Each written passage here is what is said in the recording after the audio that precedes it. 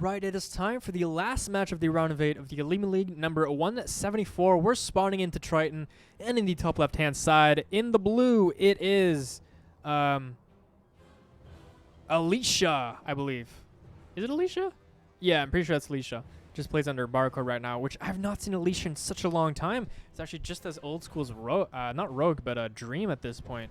And speaking of Dream, this dreamy man right here in the red, playing as Zerg, it is Jinner, Green Wings, Rogue. Man. Dude, so many old school names coming back. TRG, playing in the last GSL. Getting absolutely stomped, but whatever. Look at this, we can actually see it. It's Alicia, Barcode. Man, Alicia, I remember Alicia in the Heart of the Swarm. He used to go for this crazy, like, super fast Colossus off of one gate. He would go like 3 Colossus off of one gate. It was so crazy.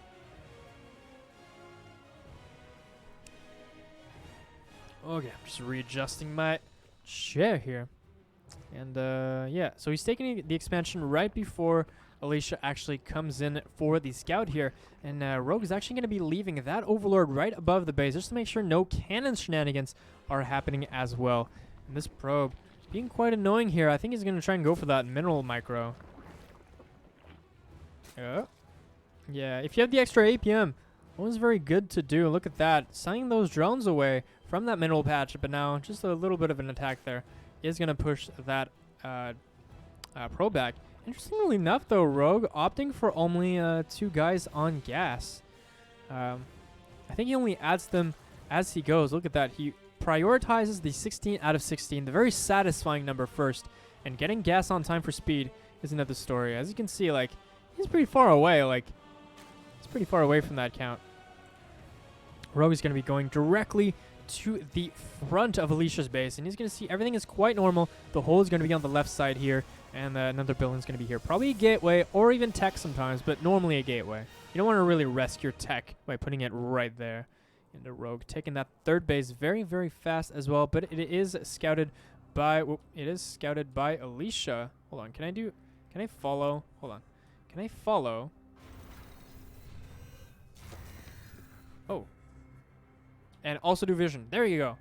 Following while doing solo vision. Very cool. Very cool. Rogue, though, does see that adept right there, and that adept actually didn't shade forward. He was only scouting behind the probe. But the ops actually leave it there as well. Stargate is the tech of choice by Alicia. Very, very standard. As we've said many times before, allows you to get map control with those Phoenix. And also that Oracle not only allows you to reveal, and it forces out spores, and it helps you take a third base with that pulsar beam. Now Alicia actually waited for those 2 adepts to come out together, because if ever you lose one by accident, for any reason, there is no getting those 2 once again. However, when you have 2 at the same time, you can one-shot links and you can one-shot one-shot links and drones as well. So see how he uses them here. The really important part is using the shade to be able to scout into the natural and see if he's actually droning. And he's going to scout just that right now. Okay, I see a lot of drones canceling it right there. Last second, goddamn heart attack. And that Phoenix is going to take care of that scouting Overlord in the main. Actually supply blocking Rogue there, but nice defense. He does actually pull that drone out. He's going to get pretty much 0 damage done. And he's going to have to run out with these adepts. One of them actually getting health damage. So, very nice plays out of Rogue. Kind of coring them just a little bit here. But looks like he opts to just not do anything. Okay.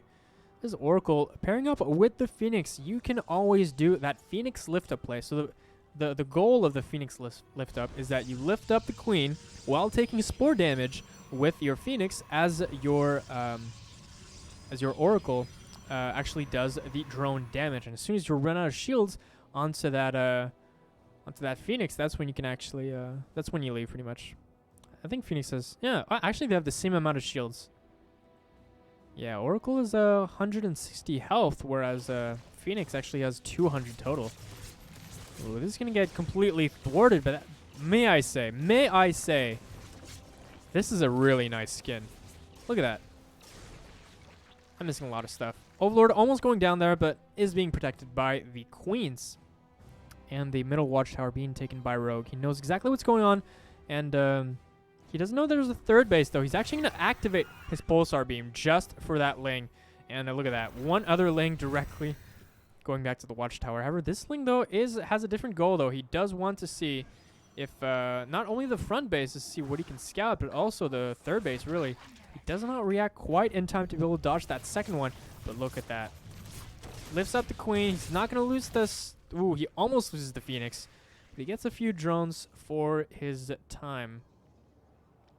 I mean, Rogue is still at 61, so that's kind of going to be tough. And he's going all out roaches right now, which is going to be very strong at this point because, I mean, he's starting a Void Ray now. Wait a minute, what? He's going mass Void Ray right now with Flux Veins. Very cool. Very, very cool. How many Stargates is that? Looks like it's going to be 2 Stargates at a time with double Void Ray production. There used to be kind of a strat like this back when Naniwa used to play. I remember Naniwa versus Leenock. He used to do this mass Void Ray style as well.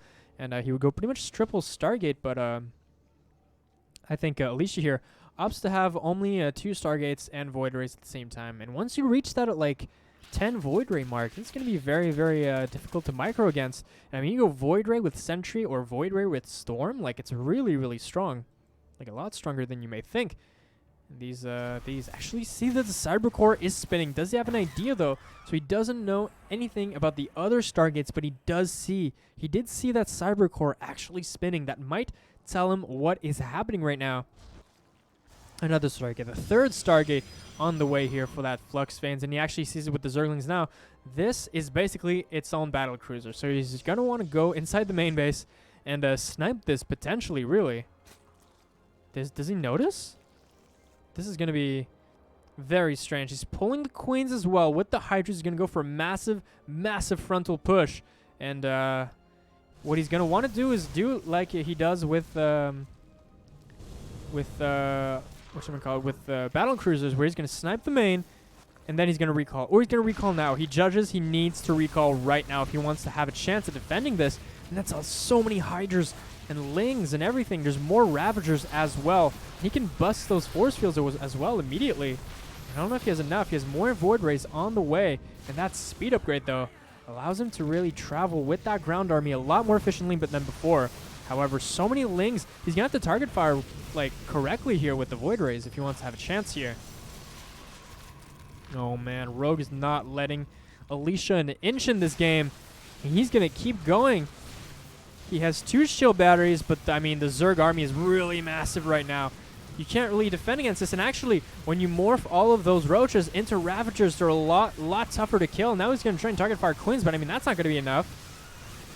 And the only armored units here are the Roaches, so basically all these Void Rays are just a little bit useless right now. And I mean, the Hydras and the Queens taking care of all these Void Rays, and there is no answer for all these Ravagers. I mean, there's a Void Ray, sure, it's about to go down as well, but I mean, look at that. That takes so long to actually kill a single Ravager. And from here, all he has to do is just bust down and just keep reinforcing. He's even taking a 4th base behind this. I mean, I don't care how many Void Rays at a time you've got. This is not going to help. And Rogue just busts his way through Alicia's natural. And this is going to be GG. Rogue takes game number 1.